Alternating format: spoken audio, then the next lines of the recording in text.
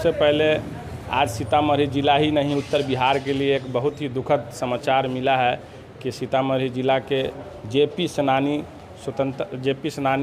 नेता आदरणीय सुपल झा जी जो भाजपा में रहते हुए भी समाजवादी विचारधारा को मजबूत किए और समाजवादी विचारधारा को मानते थे और सभी जात सभी धर्म को लेकर चलते थे। हम लोगों के अभिभावक तुल्य थे। आज उनका निधन हो गया है। हम पुपरी में उनके लिए श्रद्धा सुमन अर्पित करते हैं, भगवान से प्रार्थना करते हैं कि उनकी आत्मा को शांति मिले और उनके परिजनों को दुख सहने की क्षमता प्रदान करें। श्री कृष्ण बाबू की जयंती 21 अक्टूबर को मुजफ्फरपुर में मनाई जा रही है। श्री कृष्ण बाबू एक व्यक्ति नहीं, एक व्यक्तित्व थे, एक विचार थे।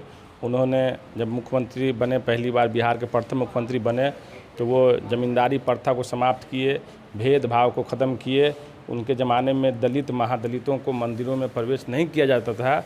उन्होंने दलित महादलितों को मंदिर में प्रवेश करवाया और जाति पाति ख़त्म कराया। इसलिए हम लोग सभी समाज, सभी जाति, सभी धर्म के लोग श्री बाबू की जयंती मनाने 21 अक्टूबर को जा रहे हैं।